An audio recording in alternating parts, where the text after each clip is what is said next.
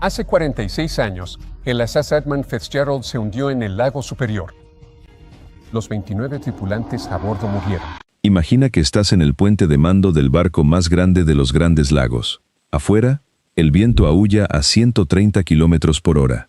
Las olas se alzan como edificios de 3 pisos. La oscuridad es total. De repente, el radar deja de funcionar. La radio solo devuelve estática. Y entonces, silencio. El barco de 222 metros de largo, cargado con 26.000 toneladas de mineral de hierro, simplemente desaparece del mapa, sin señal de auxilio, sin botes salvavidas, sin sobrevivientes, sin cuerpos.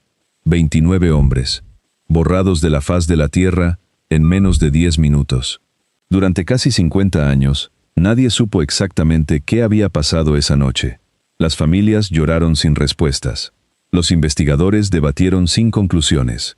Y el lago Superior, el más grande, el más frío, el más implacable de todos los grandes lagos, guardó su secreto en silencio, a 160 metros de profundidad. Hasta ahora, un dron submarino equipado con cámaras 4K e inteligencia artificial acaba de completar el análisis más detallado del naufragio en la historia.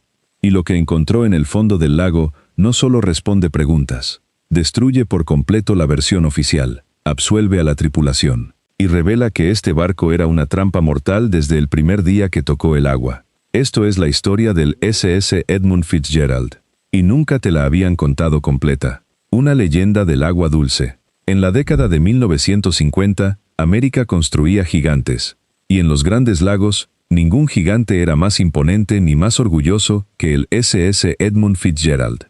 Cuando fue botado al agua en 1958, las campanas repicaron y las multitudes vitorearon.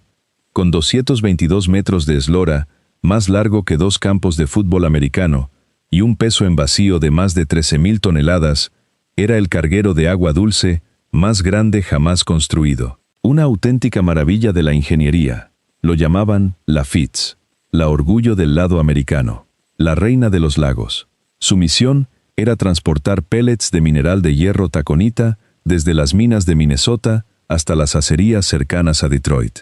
Y durante 17 años lo hizo mejor que cualquier otro barco. Batía récords de carga constantemente. Los turistas se agolpaban en las orillas solo para verla deslizarse sobre el agua. Su potente sirena resonaba kilómetros a la redonda. A bordo, la Fitz era un lugar de orgullo profundo para su tripulación. Muchos marineros pasaban toda su carrera en sus cubiertas, leales al barco que les daba sustento. El capitán Ernest McSorley, veterano de los lagos con más de 40 años de experiencia, era un hombre sereno y respetado. Conocía esas aguas mejor que su propio jardín. Confiaba en la Fitz. Y la tripulación confiaba en él. Pero no todo lo que brilla es oro. Y no todo lo que parece invencible lo es. La bruja de noviembre. Los navegantes de los Grandes Lagos le tienen un nombre a las tormentas violentas que pueden surgir de la nada durante noviembre. La llaman la bruja de noviembre. Estas tormentas pueden producir vientos de fuerza huracanada y olas tan altas como edificios de 3 pisos. Son caóticas, impredecibles y asesinas. Y la Fitzgerald las había sobrevivido todas. En 17 años de servicio, nunca había tenido un accidente serio. Era considerada una roca, un titán insumergible. El 9 de noviembre de 1975, la Fitz cargó más de 26.000 toneladas de mineral de hierro taconita en Superior, Wisconsin, con destino a una acería cerca de Detroit. El pronóstico meteorológico era sombrío. Una tormenta severa se aproximaba desde las llanuras del norte. Pero para los marineros de noviembre, eso era lo de siempre. El capitán McSorley consultó con el capitán del carguero Arthur M. Anderson, que navegaba por la misma ruta, y acordaron viajar juntos por la vasta extensión del lago Superior, vigilándose mutuamente. Mientras la Fitz se alejaba del muelle, nadie podía imaginar que ese era su último viaje. Era solo otro trayecto, otra tormenta que conquistar. El hecho más impactante. En 36 horas, ese barco célebre y sus 29 tripulantes simplemente dejarían de existir. El descenso al infierno. La tormenta que azotó el lago Superior el 10 de noviembre de 1975 fue mucho más feroz de lo que nadie había previsto. Los vientos superaron los 130 kilómetros por hora. Las olas alcanzaron los 10 metros de altura.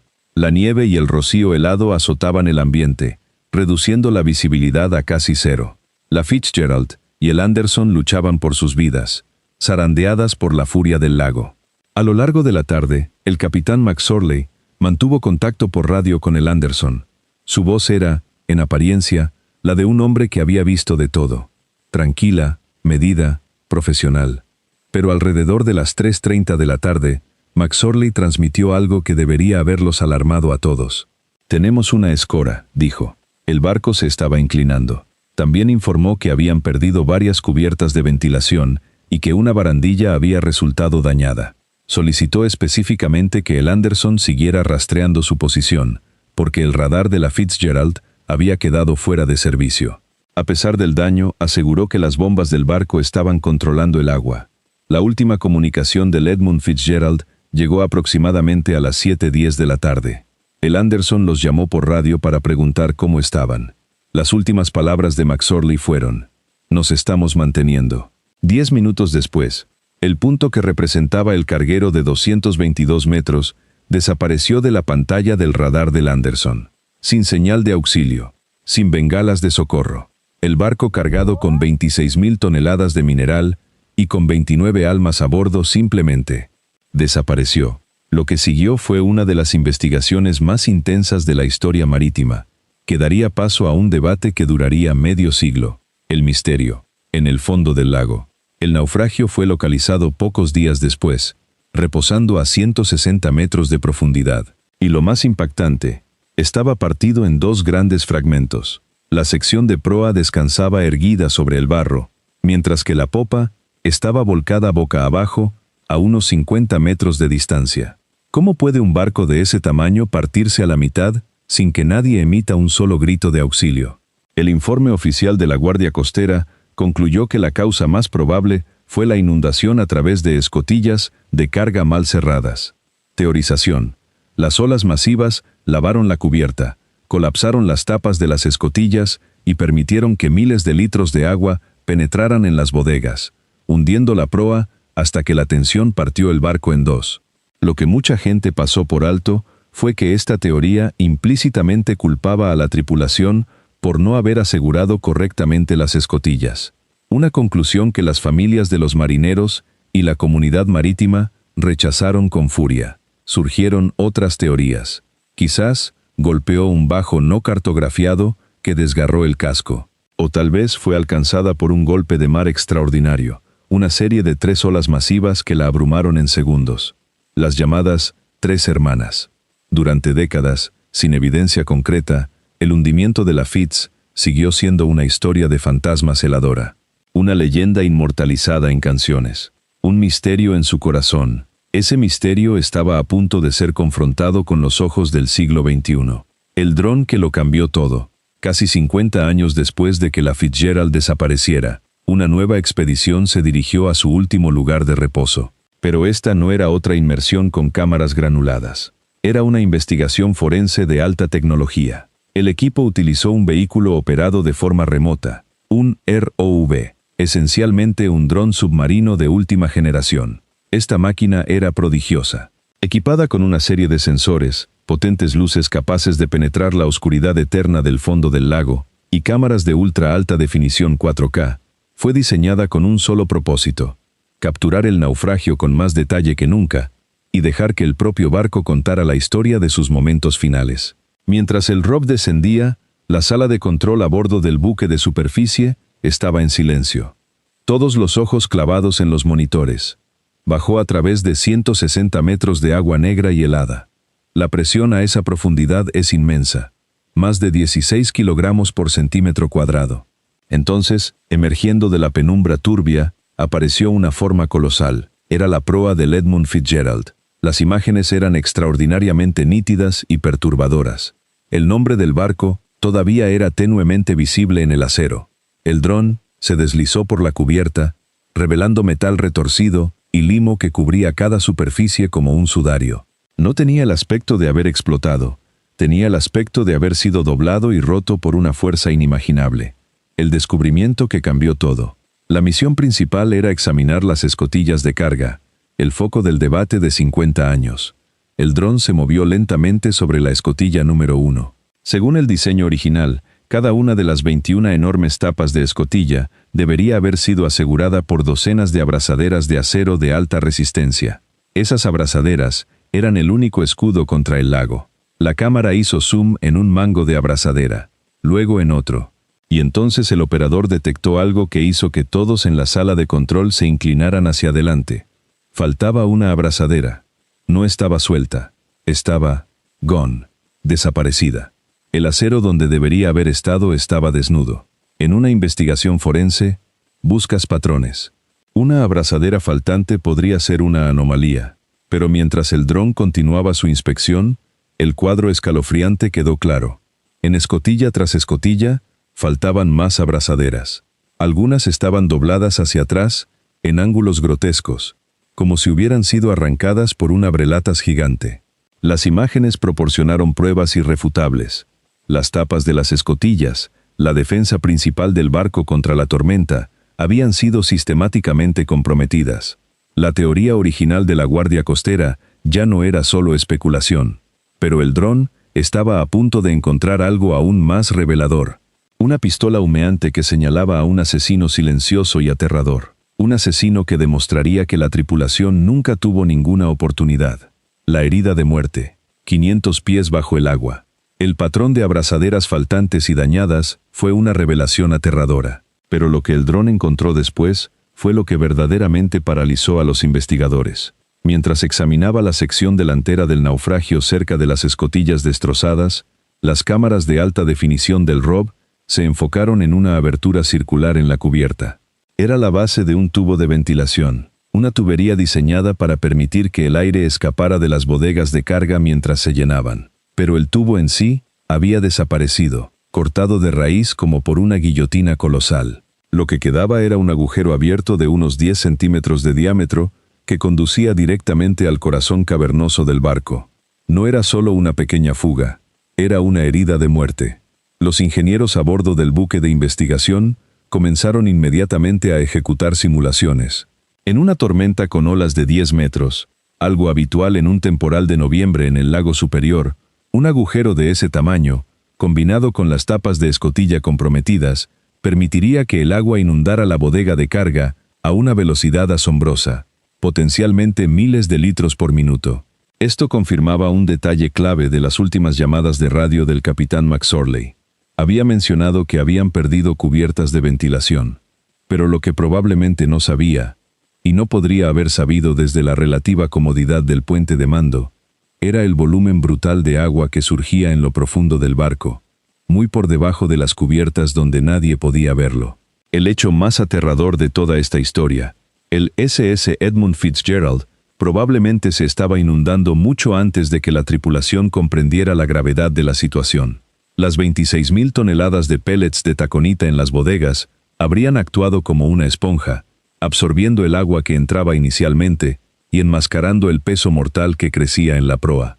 Este detalle escalofriante explica por qué el último mensaje de McSorley sonó tan tranquilo. Desde su perspectiva en el puente, el barco estaba aguantando la tormenta, aunque con una escora. Estaba, en sus propias palabras, manteniéndose. En realidad, la proa se iba haciendo cada vez más pesada con cada minuto que pasaba, hundiéndose lentamente más profundo en las olas embravecidas. Era un ahogamiento lento y silencioso, y la tripulación estaba completamente, trágicamente, sin saberlo. Los últimos momentos. La evidencia acumulada por las cámaras del dron pinta un cuadro escalofriante de los momentos finales del barco. A medida que la proa se hundía más, habría actuado como una cuchara gigantesca, forzando al barco a lanzarse de proa hacia una ola que se aproximaba. La tensión inmensa de la proa pesada y encharcada hundiéndose, mientras la popa todavía era levantada por una ola que seguía habría sido catastrófica. El barco no simplemente se rompió, fue desgarrado por las leyes fundamentales de la física. Las imágenes del dron finalmente proporcionaron la evidencia visual para respaldar esto, convirtiendo medio siglo de especulación en una línea de tiempo concreta, minuto a minuto, del desastre. Y lo más importante, absolvió a la tripulación de toda culpa por no haber asegurado las escotillas.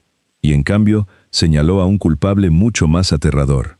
El propio barco era defectuoso de fábrica, su acero debilitado por décadas de tensión, y su diseño incapaz de resistir exactamente el tipo de tormenta que enfrentó esa noche de noviembre. ¿Y si el barco encalló horas antes? Pero el dron no dejó de trabajar ahí, porque hay una teoría que la evidencia moderna ha revivido con fuerza brutal, y que la investigación original descartó casi por completo.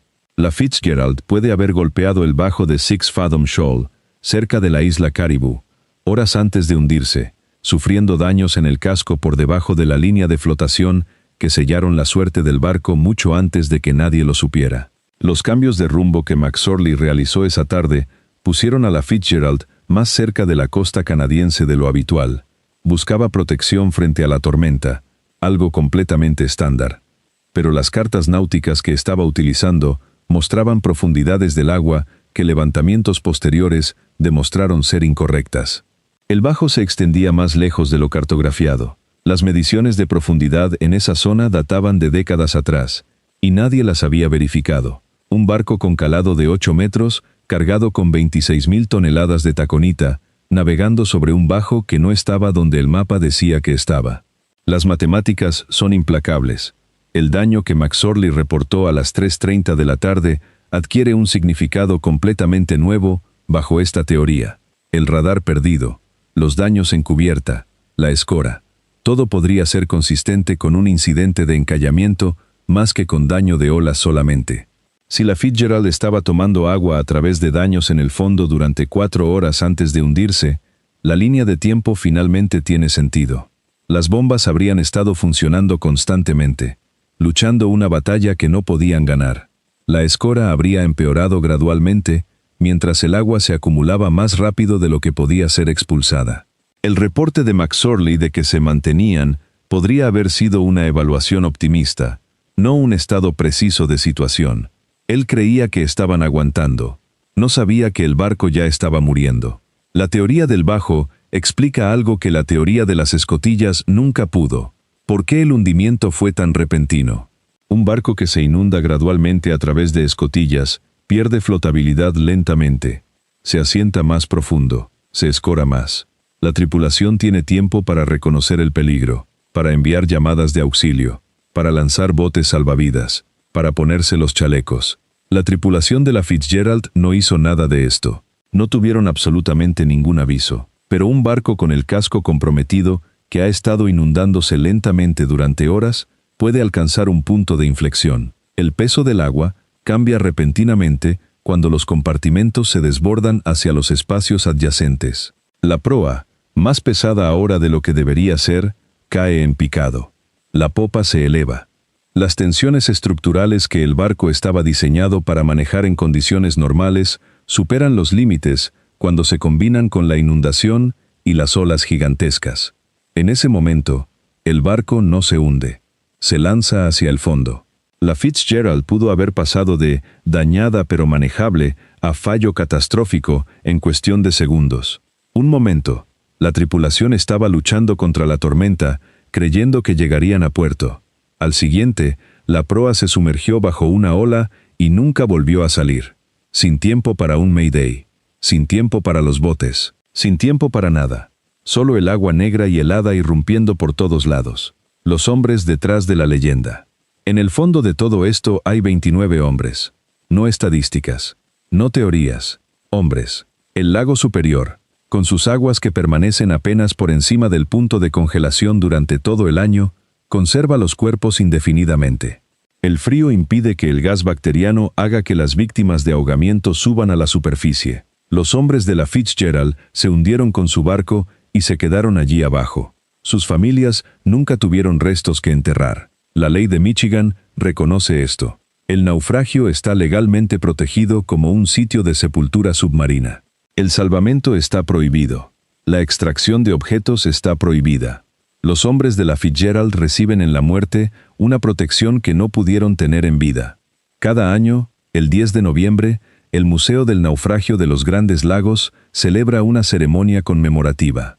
La campana original del barco, recuperada en 1995, suena 29 veces, una vez por cada hombre perdido. Las familias han estado divididas durante años. Algunos apoyan la investigación continua, quieren respuestas, quieren saber qué le pasó realmente a sus padres, esposos, hermanos, hijos. La explicación oficial nunca los satisfizo, y la posibilidad de aprender la verdad supera la incomodidad de perturbar el sitio. Otros creen que el naufragio debería dejarse en paz. Sus seres queridos han descansado sin ser molestados durante décadas. La paz importa más que las respuestas. No hay resolución limpia. Nunca la hay cuando los muertos no pueden hablar por sí mismos. Preguntas que el lago aún guarda. Las cámaras del dron han revelado mucho, pero la Fitzgerald todavía guarda secretos. Las bodegas de carga, enterradas en sedimento o bloqueadas por estructura colapsada, no han sido examinadas en su totalidad. La sala de máquinas, donde algunos miembros de la tripulación pueden haber estado trabajando cuando el barco se hundió, permanece en gran parte inaccesible. La secuencia exacta de fallos que enviaron al barco al fondo en menos de 10 minutos todavía no puede reconstruirse con certeza. ¿Por qué McSorley no envió una señal de auxilio? ¿No hubo tiempo? ¿Fallaron las comunicaciones antes de que pudiera llegar a la radio? ¿No se dio cuenta de cuán grave era la situación hasta que la cubierta ya estaba bajo el agua? ¿Dónde estaban los miembros de la tripulación en los momentos finales? ¿En sus estaciones? ¿Tratando de escapar? ¿Sabían lo que estaba pasando? ¿Hubo dolor? ¿O el final fue demasiado repentino para el miedo? El fondo del lago conserva evidencia, pero también la oculta. El sedimento se acumula año tras año. El acero se deteriora, lentamente pero sin cesar. El naufragio que existe hoy no es idéntico al que los investigadores examinaron en 1976. Algunas respuestas pueden haberse perdido en el tiempo antes de que la tecnología avance lo suficiente para encontrarlas. Las expediciones futuras continuarán. Mejores cámaras, ROVs más capaces, técnicas de análisis mejoradas. Cada generación de tecnología revela detalles que la generación anterior no podía capturar. Lo que la próxima misión encuentre puede desafiar las interpretaciones de hoy, igual que los hallazgos de hoy desafían la investigación original. El SS Edmund Fitzgerald se hundió hace casi 50 años. La causa oficial ha sido cuestionada desde que la investigación concluyó. La tecnología moderna de ROVs ha proporcionado evidencia que socava esa conclusión y da sustento concreto a alternativas que fueron descartadas o ignoradas en 1977. Las escotillas pueden no haber fallado. El casco puede haber sido perforado horas antes. El barco pudo haber sido condenado desde el momento en que cruzó ese bajo, pero la certeza sigue siendo esquiva. Los hombres que podrían decirnos qué pasó se han ido.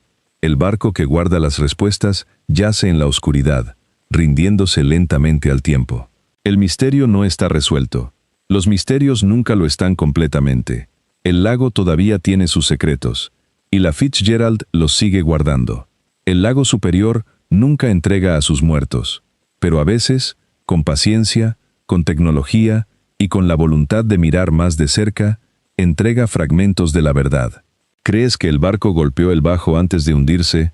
¿O fueron las escotillas las verdaderas culpables? Déjanos tu opinión en los comentarios. Dale like y suscríbete para más historias que la historia oficial preferiría que no supieras.